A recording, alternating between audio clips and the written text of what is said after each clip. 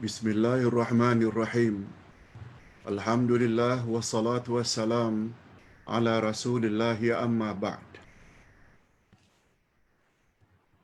Hadirin dan hadirat rahimakumullah. Assalamualaikum warahmatullahi wabarakatuh. Alhamdulillah kita bersyukur kehadirat Allah Azza wa Jalla. Berkat taufiknya kita dapat meneruskan lagi majlis ilmu kita pada petang ini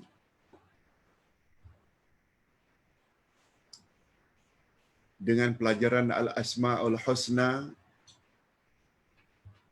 yang akan membahas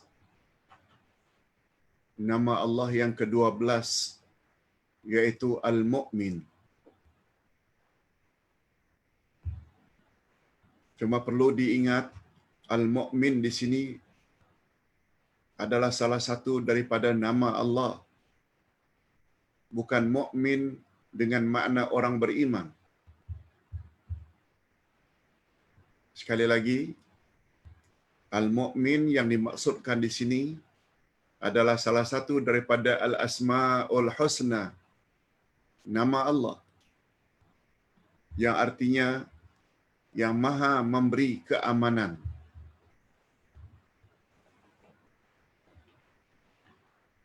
Sebab menurut bahasa Arab, alif, mim, nun, dia boleh menjadi aman, dia boleh menjadi iman, dan dia juga boleh akhirnya menjadi amanah.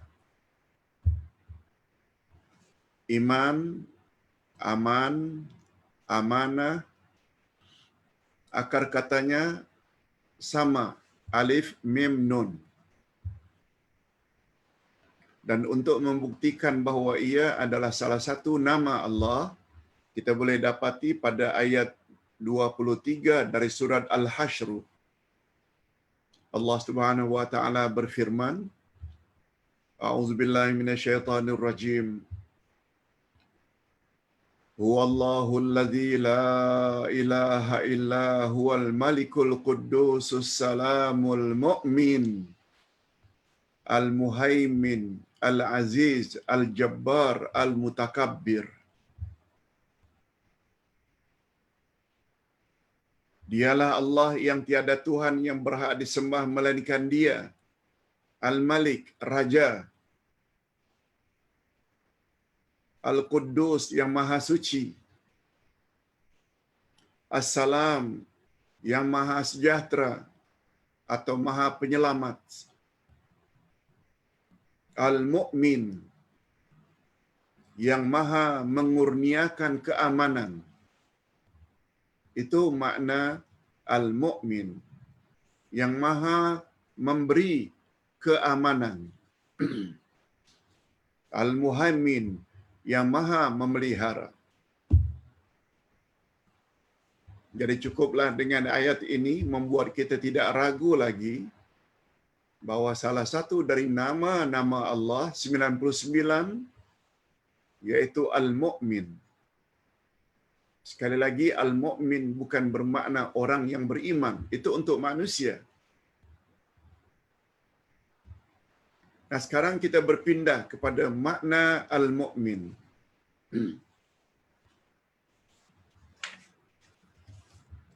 Al-Mu'min menurut bahasa ialah lafaz yang menunjukkan dua makna. Satu lafaz, ucapan yang membawa dua makna. Yang pertama dengan makna at-tasdiq wa thiqah. Maknanya membenarkan dan thiqah, mempercayai. Ini sebagaimana firman Allah dalam surat Yunus ayat 17. Qalu ya abana inna dhahabna nastabiqu wa tarakna Yusufa inda mata'ina فأكله الذئب وما أنت بمؤمن وما أنت بمؤمن لنا ولو كنا صادقين.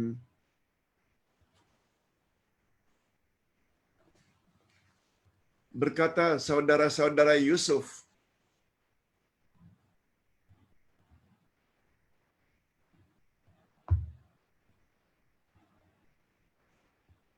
wahai ayah kami, maknanya Nabi Yakub.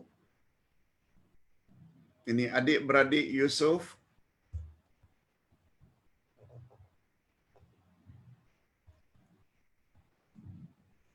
yang telah mencampakkan adiknya Yusuf ke dalam perigi buta.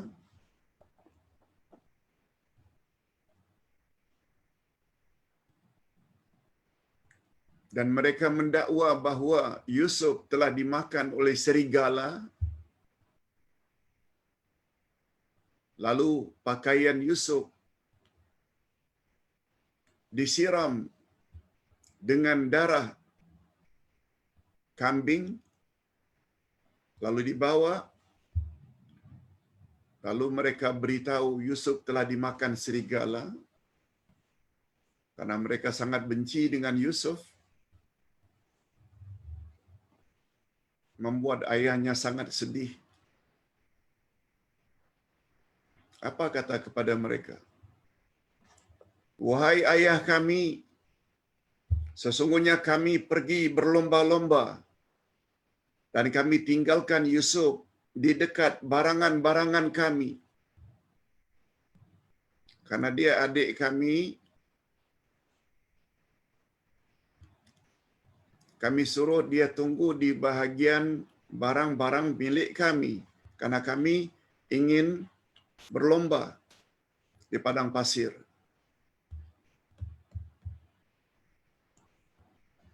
Lalu tanpa kami sadari dia telah dimakan serigala.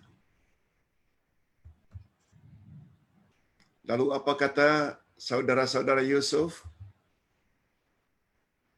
Dan kamu sekali-kali tidak akan percaya kepada kami. Wama anta bimu'min lana. Kamu, wahai ayah, tak akan percaya dengan apa yang kami cakapkan. Walau kunna sadiqin, walaupun kami di pihak yang benar. Di sini kita jumpa perkataan mukmin. Maknanya orang kepercayaan. Dengan makna at-tasdiq wa thiqah. Membenarkan. Maknanya mereka tahu bahawa ayahnya tak percaya, tak membenarkan apa yang mereka cakap, bahawa Yusuf telah dimakan serigala. Yes, itu sekedar pengertian mukmin menurut bahasa. Nah, satu lagi makna mukmin, al-amanul ladzi huwa diddul ikhafah, yaitu merasa aman, lawan daripada merasa ketakutan.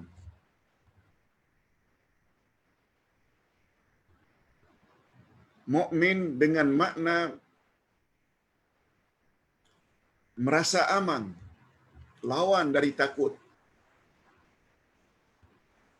Ini pula sebagaimana penghujung dari surat Quraisy.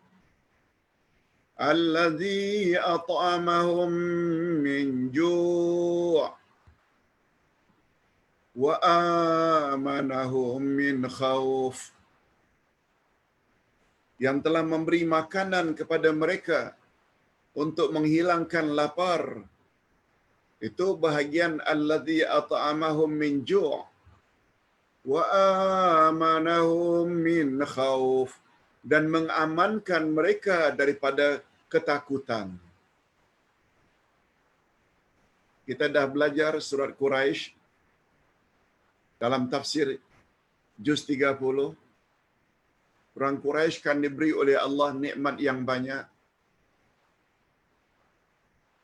Lalu kepada mereka disuruh supaya beribadat kepada Tuhan Kaabah, yakni Allah. Allah yang macam mana? Ini dia sifatnya.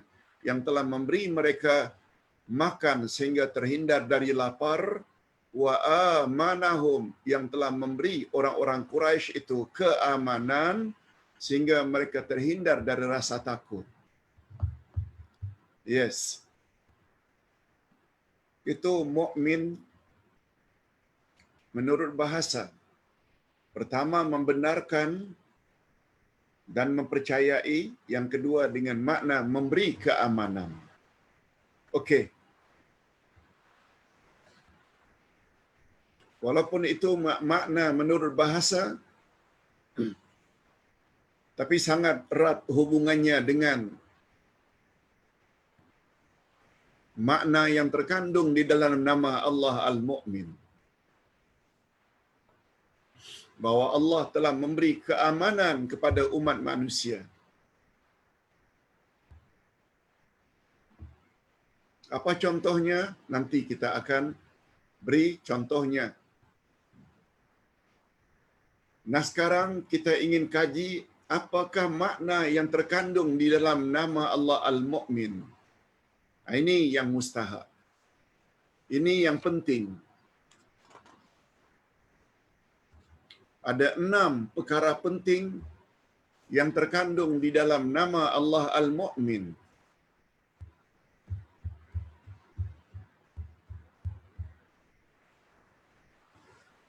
Nama Allah Al-Mu'min yang Maha Agung ini mengandungi makna kesempurnaan yang sangat banyak. Bila kita faham ini, bila kita faham bahwa di sisi Allah terdapat keamanan, sifat kesempurnaan yang sangat banyak,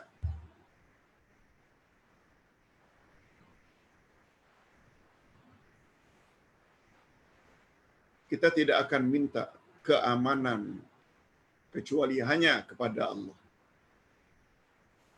Membuat kita tidak akan takut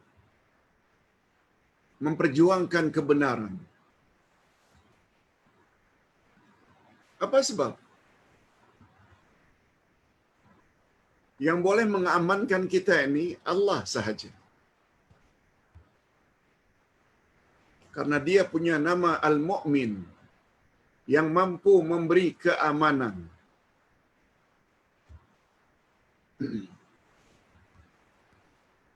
Ustaz buat contohlah.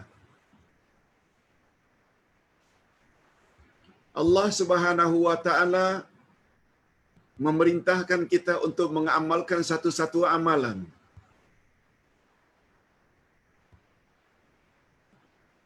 Lalu amalan tersebut, cara pelaksanaannya dijelaskan oleh Nabi, utusan resmi Allah. Allah berfirman, apabila kita lakukan perintah Allah itu sesuai dengan cara yang telah dijelaskan oleh Nabi Muhammad sallallahu alaihi wasallam, kamu akan masuk syurga, kamu akan terhindar dari api neraka, kamu akan dapat nikmat kubur sebelum nikmat syurga. Itu sebabnya bila kita lakukan perintah Allah ikut cara Nabi, dan Allah berjanji akan memberi kita bermacam-macam ganjaran pahala di akhirat nanti, jiwa kita akan tenang. Itu sebabnya orang yang faham prinsip ini, dia tidak akan merasa aman sekedar melaksanakan apa yang tuan gurunya suruh, padahal tidak ada dalil menyuruh itu dari Rasulullah sallallahu alaihi wasallam. Dia hanya reka-reka sendiri. Merasa amankah kita dengan amalan yang diajar oleh tuan guru yang tidak membawa sedikit pun dalil dari Rasulullah? No. Kita hanya akan merasa aman bila ibadat yang kita lakukan itu Rasul yang suruh. Bilangannya, tempatnya, caranya, timingnya, masanya, itu yang dipanggil dengan mutaba'atur Rasul. Yang 6 itu. Ustaz harap para jemaah dapat memahami konsep ini.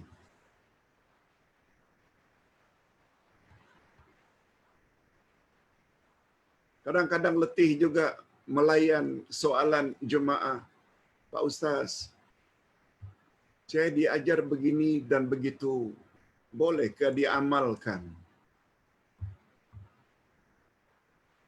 Nah, Ustaz berkenaan pula tidak bawa apa-apa dalil.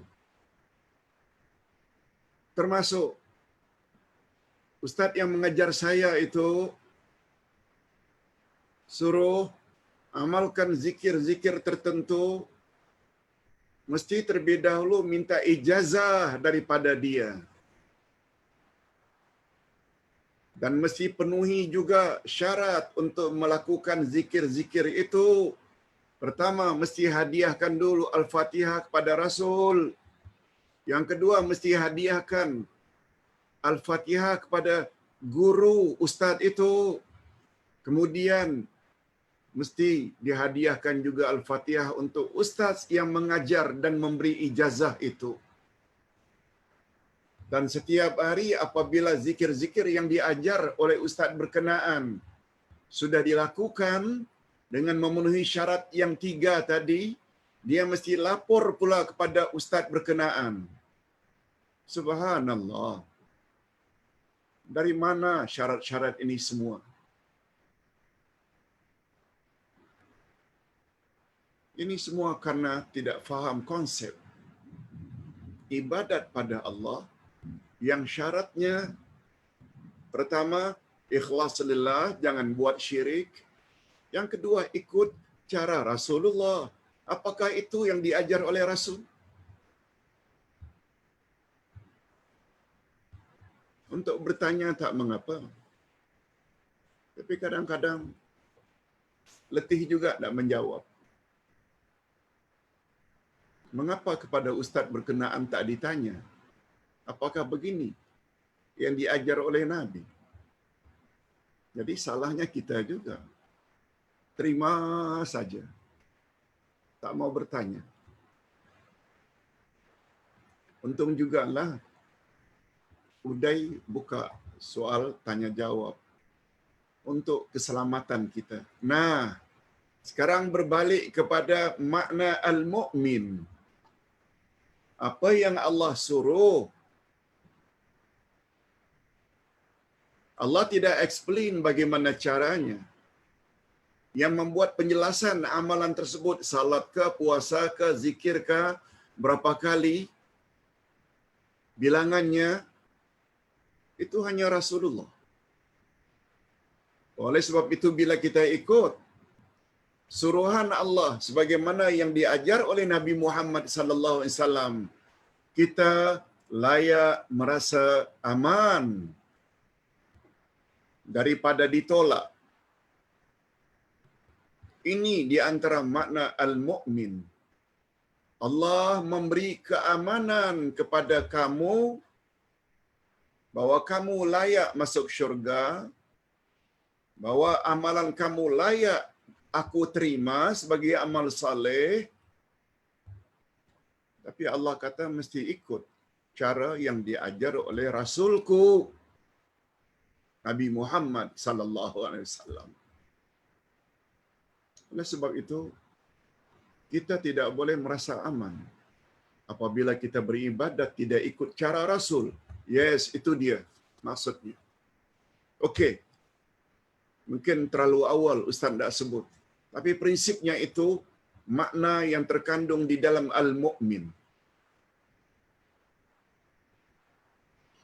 Nama Allah al-mu'min yang maha agung ini mengandung makna kesempurnaan yang sangat banyak. Antaranya, dialah Allah yang memberi keamanan. Dialah Allah yang memberi keamanan dari segala bentuk penzalimannya. Keamanan dari segala bentuk siksaannya. Aman bagi orang-orang yang sememangnya tidak layak disiksa. Apa sebab? Kita telah beriman kepada Allah. Kita telah beriman kepada Rasul-Nya. Cara kita beribadat kepada Allah ikut cara Rasul-Nya. Macam mana mahu dizalimi? Orang macam itu tidak layak dizalimi. Dengan kata lain, layak mendapat keamanan dari Allah. Allah menjamin keamanan kepada orang-orang yang beriman kepadanya daripada azabnya. Adapun yang dihumban dalam api neraka, mereka yang tidak beriman kepada Allah dengan iman yang sebenar.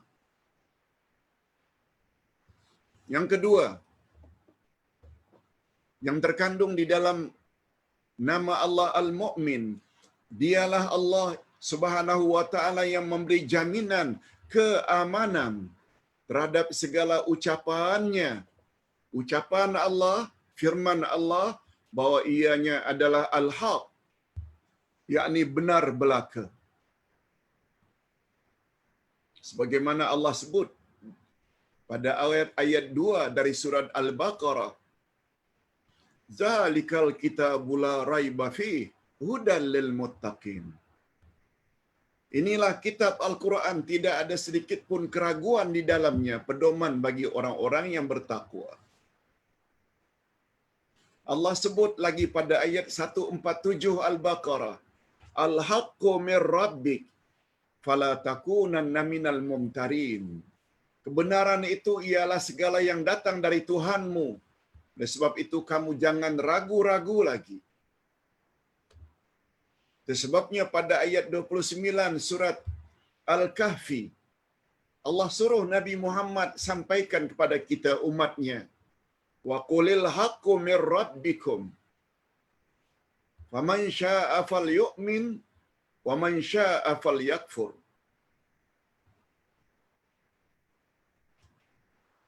Katakan hai Muhammad kepada umatmu, kebenaran yang aku bawa adalah datang dari Tuhanmu. Maknanya bukan aku reka-reka. Bukan aku memandai-mandai. Lalu apa kata Allah? Suruh Nabi sampaikan, siapa yang mau beriman, silakan beriman. Siapa yang ingin memilih kufur, ingkar, tak mau ikut, silakan kafir. Dia yang memberi isyarat. Segala yang dibawa oleh Nabi Muhammad itulah yang paling betul. Kita boleh ikut kitab, kita boleh ikut panduan mana-mana ustaz. Tapi sebenarnya yang kita ikut ialah dalil yang dibawa oleh ustaz berkenaan, bukan ustaz itu sendiri. Sebagaimana pesan Uday, jangan dengar cakap Uday kalau apa yang Uday cakap tidak kembali kepada dalil Quran dan Sunnah. Jangan.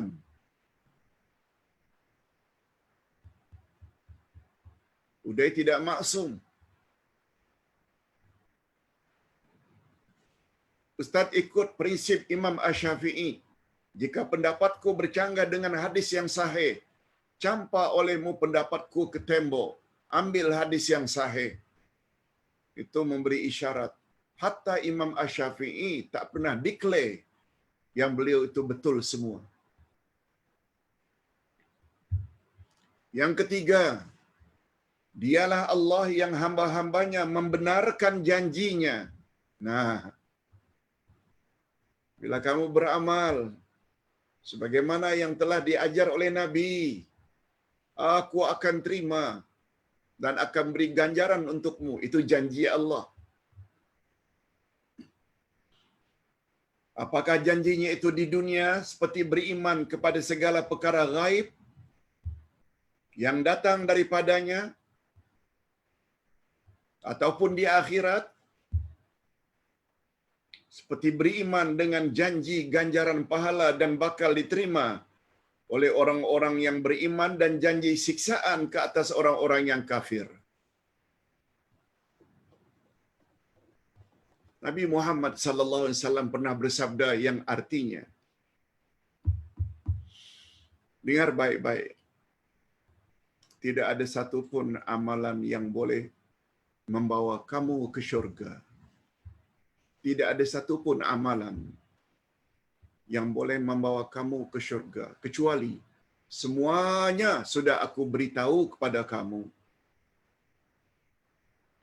Dan tidak ada satu pun amalan yang boleh membawa kamu ke neraka, kecuali semuanya telah aku beritahu kamu agar kamu jauhi. Nabi Muhammad orang yang amanah. Allah tidak akan wafatkan baginda sebelum ajaran Islam itu sempurna disampaikan. Di sini perlunya kita ingin beribadat, ingin beramal, rujuk pada sunnah Nabi. Jangan dengar setengah-setengah ustaz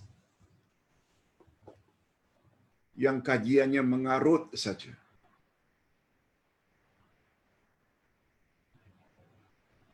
Ada pula bila kamu dalam kesempitan sebut dan panggil nama Nabi Khidir.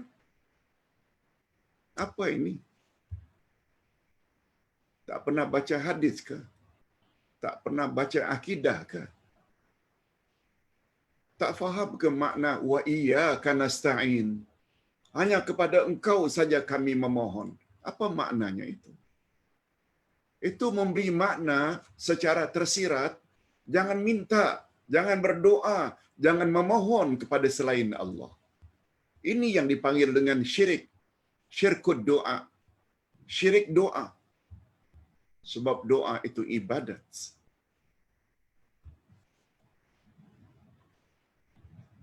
Na'udzubillah min dzalik. Yang keempat, makna yang terkandung di dalam nama Allah Al-Mu'min.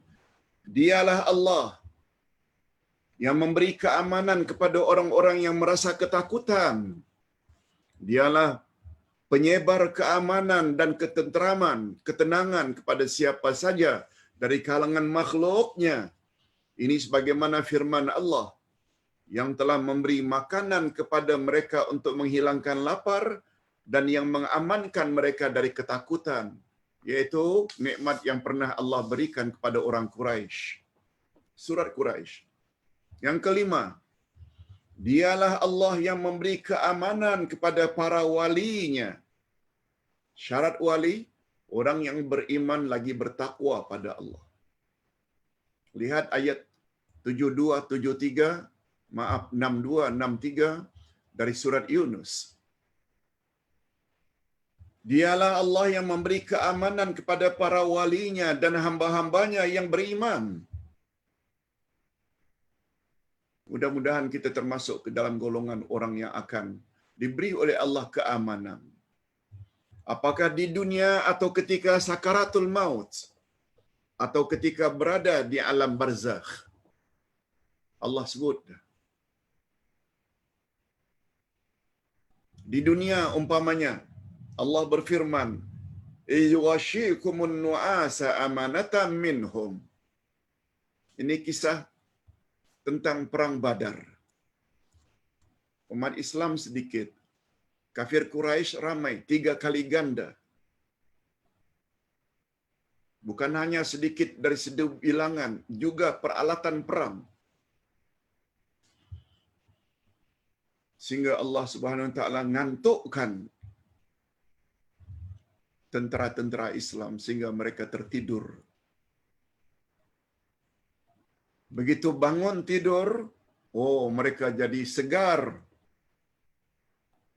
kuat untuk melawan orang kafir. Itu maksud ayat. Ini semua di atas kebijaksanaan Allah. Macam mana hendak menolong orang-orang yang beriman. Ini Surat Fussilat ayat 30. Ustaz terjemahkan saja untuk menghemat masa. Sesungguhnya orang-orang yang berkata Tuhan kami adalah Allah, kemudian mereka istiqamah, niscaya akan turun ketika mereka sedang sakaratul maut. Malaikat-malaikat dari langit akan turun sambil membisikkan, jangan kamu takut, jangan kamu sedih, bergembiralah bahwa syurga menunggu kamu. Ini lagi-lagi janji Allah.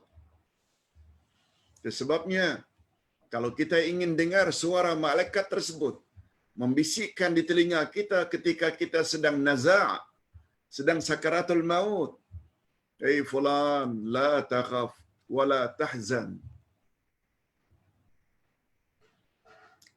Alla takhafu wa la tahzanu wa abshiru bil jannati allati kuntum tu'adun." Jangan takut terhadap masa depanmu. Jangan sedih terhadap dunia yang kamu tinggalkan. Bergembiralah, syurga sedang menunggu kamu. Allahu Akbar. Itu bisikan malaikat. Tapi dengan syarat, dalam hidup mesti beriman. Yang kedua, mesti istiqamah. Istiqamah maknanya konsisten di atas kebenaran. Berterus-terusan. Janji Allah. Jadi kalau kita merasa takut, kita hendaklah istiqamah. Istiqamah, makna istiqamah, kita senantiasa berada di atas kebenaran. Dan kebenaran itu ialah segala yang datang dari Allah dan yang datang daripada Rasulullah. Bukan fanatik membuta tuli. Oh, guru saya ajar itu, saya mesti istiqamah. No, bukan itu maksudnya. Sebab istiqamah ada kaitannya dengan makna siratal mustaqim. Yang dapat siratal mustaqim itu secara confirm adalah 4 golongan. Lihat ayat 69 dari surat An-Nisa. Mereka adalah nabi-nabi.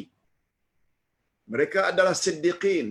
Mereka adalah orang-orang yang mati syahid, syuhada. Mereka adalah orang-orang saleh. Dan untuk umat akhir zaman pula, nabi maksudnya adalah Nabi Muhammad. Siddiq yang dimaksudkan adalah Abu Bakar As-Siddiq. Orang yang mati syahid adalah Umar, Utsman dan Ali, Khulafaur Rasyidin. Baru orang-orang saleh. Pertama sekali disebut Nabi, yang kedua disebut As-Siddiq, yang ketiga disebut Khulafaur Rasyidin. Yes, perjalanan mereka itu yang Allah maksudkan siratal mustaqim. Bukan perjalanan wali ini, habib ini, tok guru ini, kiai ini, no. Ustaz ini, hatta udai, no. Nabi Muhammad, Abu Bakar As-Siddiq, Umar, Utsman, Ali, Khulafaur Rasyidin. Itu orang yang paling utama untuk dijadikan leader. Kalau tidak follow orang ini. Begitu juga di alam barzakh. Apabila lelaki yang saleh didudukkan di dalam kuburnya, dia tidak merasa gentar dan tidak pula merasa takut. Tentu saja ini orang beriman. Di alam akhirat, sungguh banyak firman Allah menyebut. Antara lain ayat 82 surat Al-An'am. Alladzina amanu wa lam yalbisu imanahum bizulm. Ulaika lahumul amnu wa hum muhtadun. Orang-orang yang beriman lalu mereka tidak campurkan iman mereka dengan syirik. Mereka akan aman dari siksaan Allah dan mereka lah orang yang mendapat petunjuk. Oleh sebab itu, apabila kita ingin aman dari siksaan Allah, mantapkan iman, jangan sekali-kali buat syirik. Dan yang kedua,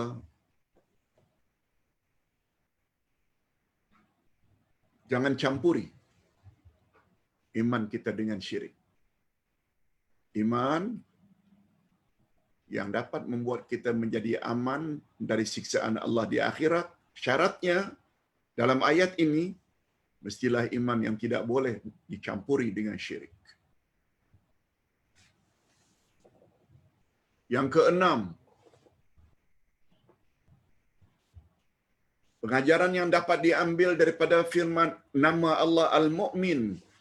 Dialah Allah yang membenarkan persangkaan orang-orang yang beriman kepadanya.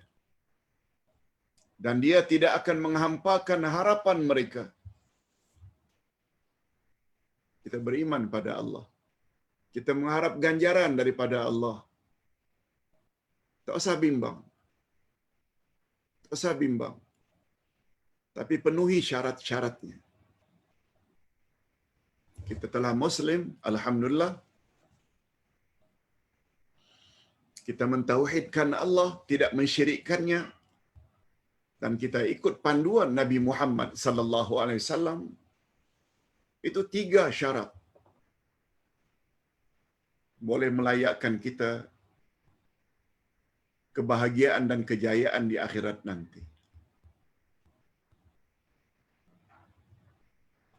Itu sebabnya Ustaz selalu ingatkan kepada para jemaah, agama Islam adalah agama Allah. Yang disampaikan kepada kita oleh Rasulullah. Kalau kita ingin selamat di akhirat setelah mati, juga di dalam kubur, patuhilah Allah, patuhilah Rasulullah. Islam bukan agama nenek moyang. Lalu kita berkeyakinan, beramal ibadat, ikut apa yang diajar oleh nenek moyang.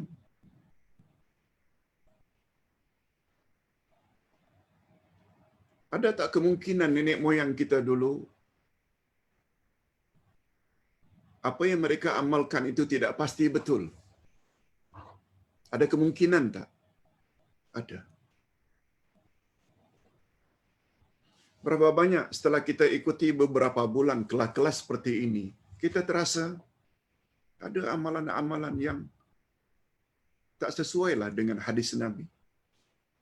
Ada keyakinan yang tak sesuailah dengan ayat Quran dan hadis Nabi. Lalu dengan rela hati kita tinggalkan itu dan kita ikut sebagaimana yang telah ditetapkan oleh Allah dan Rasul-Nya.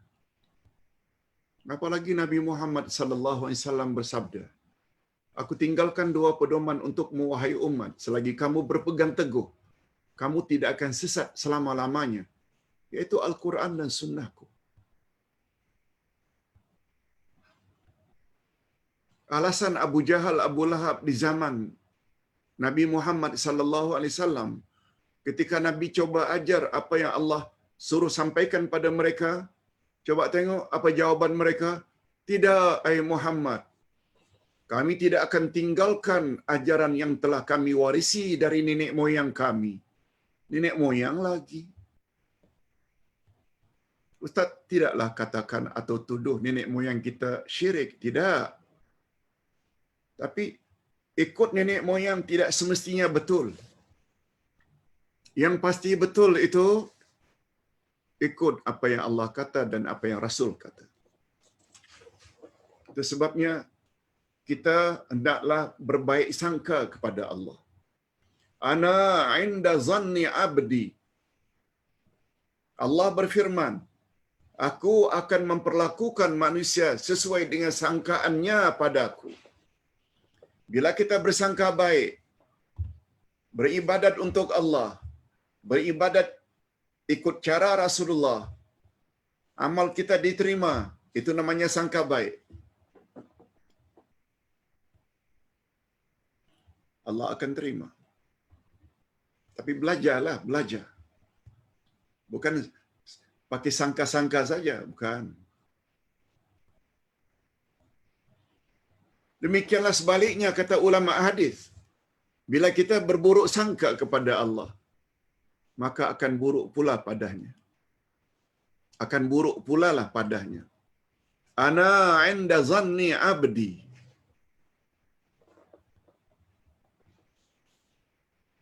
Sehingga ada istilah yang cukup popular, familiar.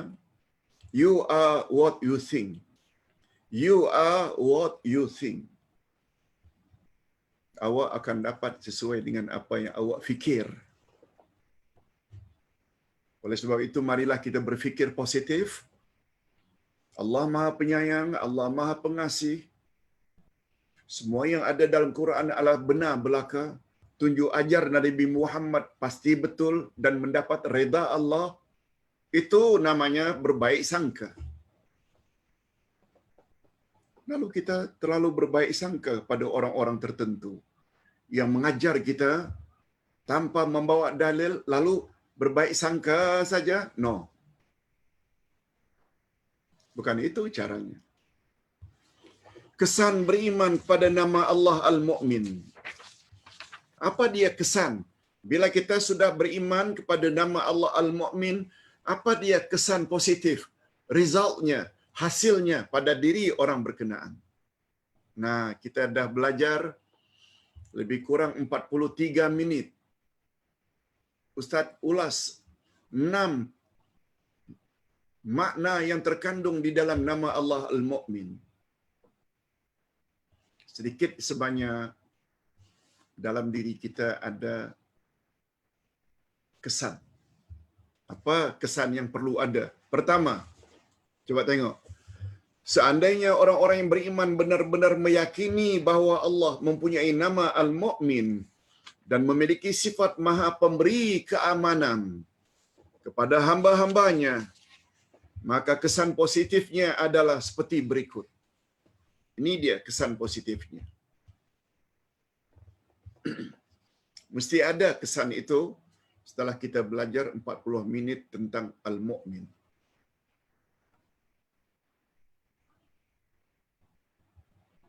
Kalau tak ada kesan ini bermakna tidak konsentrasi mendengar ceramah tadi. Yang pertama, dia akan meyakini dengan sepenuh hatinya bahawa keamanan, ketenangan, ketenteraman hanya bersumber daripadanya dengan mengimaninya. Iman pada Allah itu yang membuat jiwa kita jadi tenang,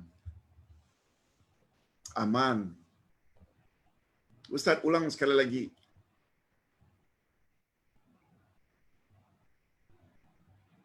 Alif Mim Nun. Dari perkataan itu muncul kata iman. Dari kata yang sama Alif Mim Nun muncul kata aman. Dari kata yang sama Alif Mim Nun muncul perkataan amanah. Oleh sebab itu bila kita amanah, kita beriman, confirm kita akan aman dari siksaan Allah. Yes.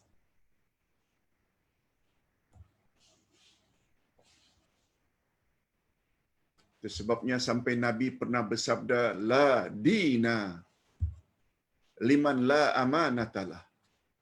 Tidak ada agama orang yang tak pegang amanah. Dan amanah yang paling utama adalah agama itu sendiri. Yang kedua, kesan positifnya. Dia yakin bahwa Allah Subhanahu wa taala pasti akan membantu orang-orang yang dizalimi dan yang dianiaya pada saatnya. Coba tengok apa kata Rasul. Ada 3 jenis doa yang tidak akan ditolak oleh Allah sama sekali. Pertama, doa orang yang sedang berpuasa sehingga dia berbuka. Yang kedua, doa pemimpin yang adil. Yang ketiga, doa orang yang dizalimi. Hati-hati. menganiaya orang lain. Kalau orang yang kita aniaya tersebut berdoa pada Allah, mungkin karena dia dizalimi, dia berdoa supaya kita lingkup, kita begini dan begitu, Allah kabulkan, kita yang akhirnya binasa. Itu cara Allah hendak menolong orang yang dizalimi, tak pasal-pasal. Oleh itu dia akan senantiasa bersandar kepada Allah. Bila dia takut, diancam oleh seseorang, dia minta pada Allah. Dia tahajud, dia witir, dia berdoa. Ya Allah, selamatkanlah aku. Sebab ada pihak-pihak tertentu yang tidak menyenangi penyampaianku. Ya Allah, aku yang ingin coba menyampaikan firman-Mu, hadis-Mu yang sahih,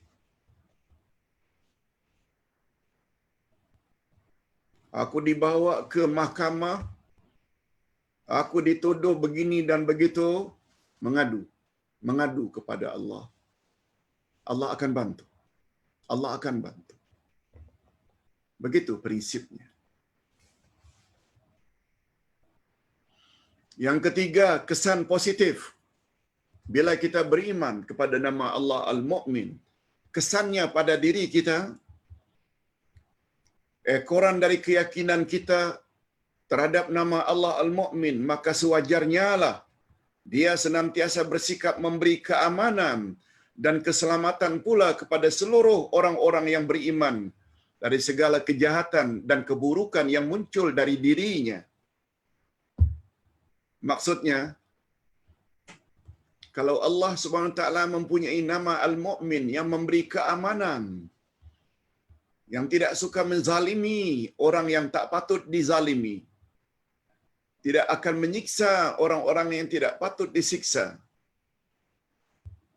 malah hormat, respek, dan beri ganjaran pada orang-orang yang baik. Itu sifat Allah. Dia juga perlu memiliki sifat tersebut walaupun hanya serpihan. Jangan suka menzalimi orang lain. Berilah senantiasa keamanan pada orang lain daripada lidah awak yang suka mengumpat. Itu maknanya bila kita suka mengumpat, mencela orang, memfitnah orang, maknanya kita tidak memberi keamanan kepada mukmin lain daripada kejahatan lidah kita. Tangan yang suka mencopet, mencuri rasuah milik orang lain, maknanya orang lain tidak merasa aman daripada kejahatan tangan kita. Memukul isteri, mendera isteri, no. Itu maknanya orang tersebut mula rosak imannya. Jadi kesan beriman kepada nama Allah Al-Mu'min, dia sampai ke situ. Ini sesuai dengan sabda Nabi. Coba dengar, rawahul Imam Bukhari. Wallahi la yu'min, wallahi la yu'min, wallahi la yu'min, man la ya'manu jarahu bawa'iquh. Demi Allah tidak beriman dia. Demi Allah tidak beriman dia. Demi Allah tidak beriman orang itu, sehingga jiran tetangganya merasa aman daripada kejahatannya. Kita dengan jiran tetangga, jangan membuat tetangga jadi marah. Buat radio, buka radio kuat-kuat sehingga bising.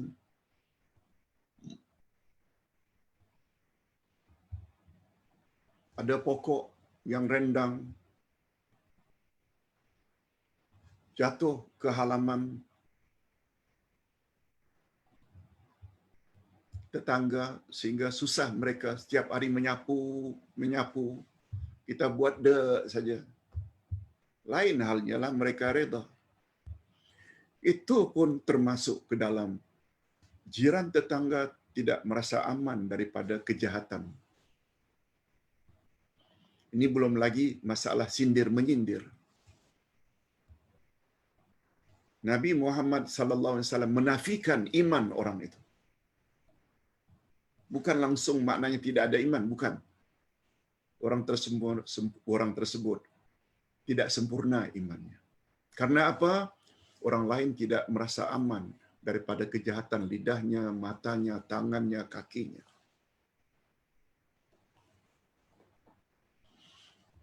Baki masa sedikit ini Ustaz ingin jelaskan satu pertanyaan dari jemaah tentang soalan beberapa hari yang lalu yang Ustaz sudah jawab sebenarnya.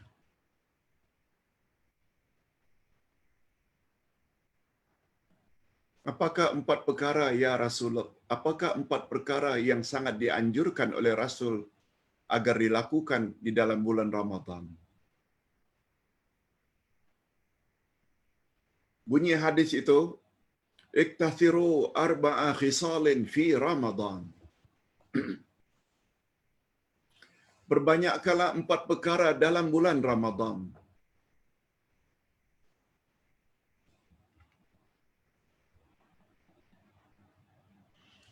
Dua perkara daripadanya bila kau lakukan, Allah reda padamu. Dan 2 perkara lagi yang jika engkau lakukan, Ustaz ulang sekali lagi, perbanyakkanlah 4 perkara di dalam bulan Ramadan. 2 perkara yang pertama, kamu sangat berhajat kepadanya. Dan 2 perkara lagi, 3 dan 4, jika kau lakukan, Allah reda kepadamu. Lalu Nabi Muhammad sallallahu alaihi wasallam jelaskan 4 perkara tersebut yang sangat bagus kita perbanyakkan dalam bulan Ramadan. 2 perkara yang kamu sangat berhajat kepadanya, yaitu minta syurga dan mohon dilindungi dari neraka. Mintalah banyak-banyak di dalam bulan Ramadan. Sebab semua kita sangat berhajat kepada kedua-duanya. Kita berhajat masuk syurga, kita juga berhajat agar dilindungi, terhindar dari neraka. Adapun 2 perkara lagi, jika kamu lakukan membuat kamu layak mendapat redha Allah, yaitu la ilaha illallah dan istighfar. La ilaha illallah, banyak-banyak baca di dalam bulan Ramadan. Wal istighfar, astaghfirullahalazim, banyak-banyak baca di dalam bulan Ramadan. Lalu ada seorang jemaah yang berpangkat datuk. Boleh tak Ustaz uraikan sedikit tentang 4 perkara itu? Yes, ini uraiannya. Singkat saja.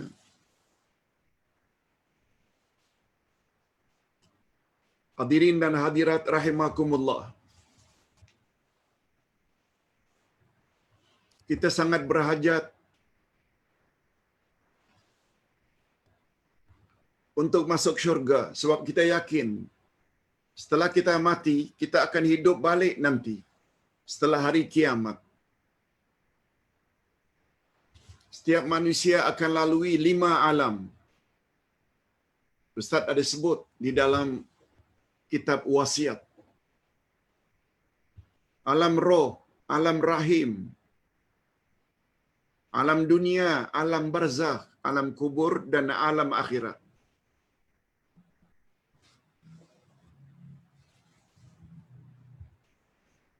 Kita saat ini berada di alam yang ketiga, alam dunia. Tak lama lagi kita akan mati, masuk kubur. Di dalam kubur ada azab, di dalam kubur juga ada nikmat.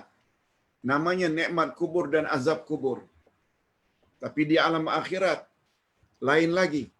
Di sana hanya ada dua tempat saja, syurga dan neraka. Syurga tempat orang-orang yang dulu beriman, beramal saleh, ikut Rasulullah sallallahu alaihi wasallam, mereka ditempatkan dalam syurga. Mudah-mudahan kita termasuk ke dalam golongan ini. Mereka kafir, mereka yang tidak mematuhi Allah dan Rasul-Nya, tempatnya neraka. Na'udzubillahi min dzalik. Betul tak semua kita sangat berhajat kepada kedua-dua ini? Nah, lebih-lebih lagi bila kita ini meminta perkara tersebut di dalam bulan Ramadan. Apalagi bulan Ramadan dipanggil dengan bulan maghfirah, bulan ampunan Allah. Paling banyak manusia yang diampuni oleh Allah dan dijauhi daripada neraka adalah di dalam bulan Ramadan. Sehingga kita berdoa, Allahumma ja'alna min utaqaika minan nar. Ya Allah, masukkanlah kami ke dalam golongan orang-orang yang Engkau bebaskan dari api neraka. Engkau bebaskan dari api neraka. Doa itu bagus kita baca dalam bulan Ramadan. Dan doa yang paling popular untuk dua perkara ini yaitu Allahumma inni as'aluka ridhaka wal jannah wa a'udzubika min sakhatika wan nar. Ya Allah, aku mohon redha-Mu dan syurga, dan aku mohon dilindungi daripada murka dan neraka. Sebenarnya doa itu bukan khas untuk bulan Ramadan saja. Sepanjang tahun kita boleh baca doa itu. Termasuk doa Allahumma ja'alni min utaqaika minan nar. Ya Allah, masukkanlah aku ke dalam golongan orang-orang yang Engkau bebaskan dari api neraka. Di luar Ramadan juga boleh. Tapi dalam Ramadan sangat digalakkan oleh Nabi sallallahu alaihi wasallam. Okey. Itu yang Ustaz maksudkan dua yang pertama.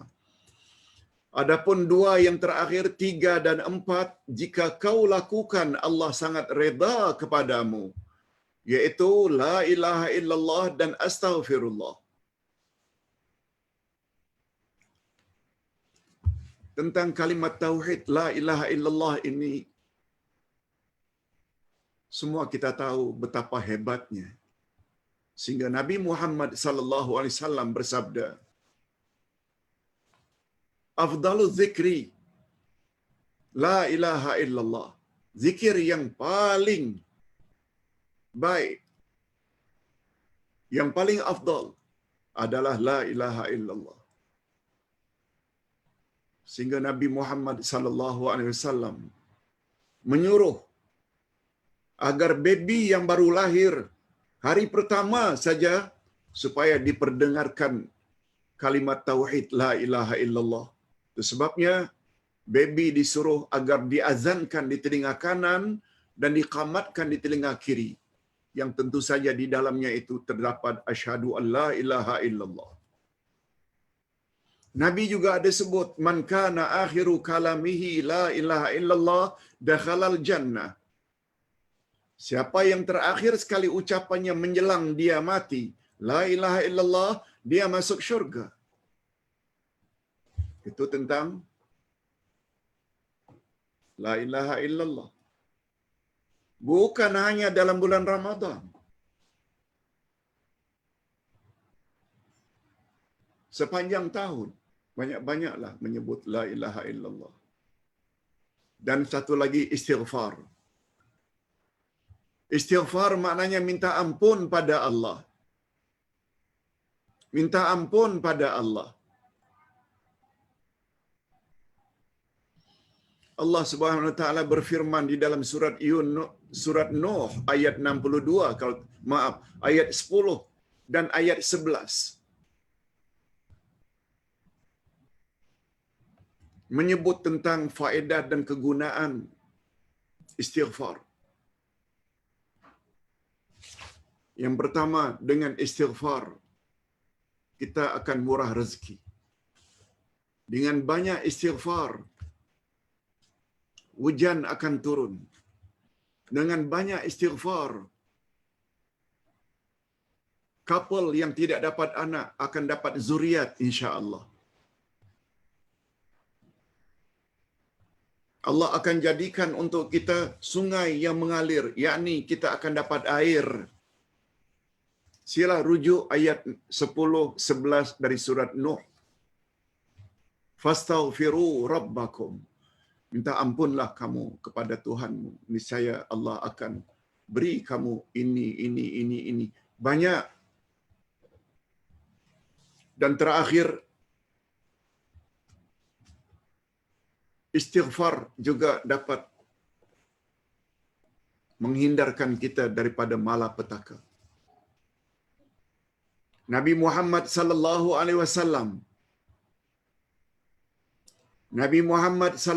alaihi wasallam bersabda, ada dua perkara yang boleh mengakibatkan kamu terhindar daripada musibah. Pertama, selagi aku berada di tengah-tengah kamu. Dan yang kedua, istighfar. Ustaz ulang sekali lagi. Ada dua perkara yang boleh menyebabkan kamu terhindar dari malapetaka. Pertama, karena kewujudanku di tengah-tengah kamu. Dan yang kedua, dengan istighfar. Hadirin dan hadirat, Baginda Rasul sallallahu alaihi wasallam telah meninggalkan kita 15 abad yang lalu. Baginda tidak lagi bersama kita. Nah, kalau begitu tidak ada jalan lain supaya terhindar dari malapetaka. Tinggal satu saja. Apa dia? Istighfar. Istighfar. Boleh dengan istighfar panjang, boleh pendek. Astaghfirullahalazim, sudah cukup. Astaghfirullahalazim alladzi la ilaha illa huwal hayyul qayyum wa atubu ilaih, lagi bagus.